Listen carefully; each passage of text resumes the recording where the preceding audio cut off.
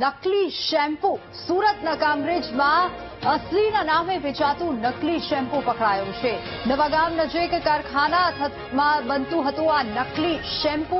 હેડ and શોલ્ડર્સની બોટલમાં ભરાતું હતું નકલી શેમ્પુ। તો અસલીના નામે નકલી શેમ્પુ બનાવીને વેચાણ કરવામાં આવતું હતું। આખું કારખાનું ઝડપાયું છે। નકલી શેમ્પુનું ફ્લિપકાર્ટમાં પણ ઓનલાઈન વેચાણ થતું હતું। હેડ એન્ડ શોલ્ડર્સ કંપનીના કર્મચારી અને પોલીસે દરોડા પાડ્યા ત્યારે જઈને આખો આ સમગ્ર મામલો સામે આવ્યો છે। પોલીસે એક યુવકની ધરપકડ કરીને લાખો રૂપિયાનો મુદ્દામાલ પણ જપ્ત કર્યો છે। તો અસલીની આડમાં નકલીનો આ ખેલ સામે આવ્યો છે।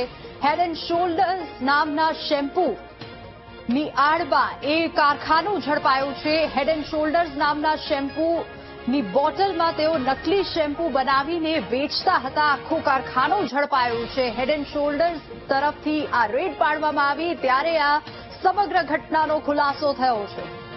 વધુ વિગતો સાથે સંવાદદાતા નિર્મલ ફોનલાઈન પર જોડાઈ ગયા છે। નિર્મલ, જે આ આખું કારખાનું ઝડપાયું છે અને આ અસલની આડમાં નકલીનો જે ખેલનો પર્દાફાશ થયો છે તેને લઈને શું વધુ વિગતો?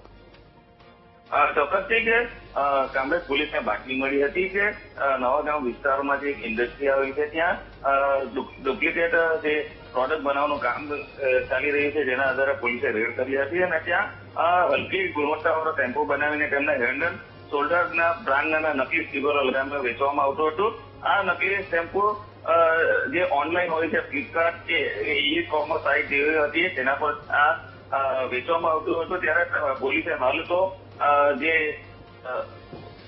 ફેક્ટરી છે તેને સીલ કરી છે અને લાખો રૂપિયાનો માલ કબજે કર્યો છે। સાથે જે હેડ એન્ડ શોલ્ડર કંપનીના એરિયા મેનેજર હોય છે તેમને સાથે રાખીને આ રેડ કરવામાં આવી હતી અને જે સ્ટીકર ડુપ્લિકેટ સ્ટીકર લગાવીને ઓનલાઈન વેચાણ કરવામાં આવતું હતું, જેના કારણે પોલીસ પણ ચોંકી ગઈ હતી। હાલ તો પોલીસે આ જે શેમ્પુ ફેક્ટરી છે તેને સીલ કરીને વધુ કાર્યવાહી હાથ ધરી છે। જી નિર્મલ, આભાર સમગ્ર માહિતી બદલ।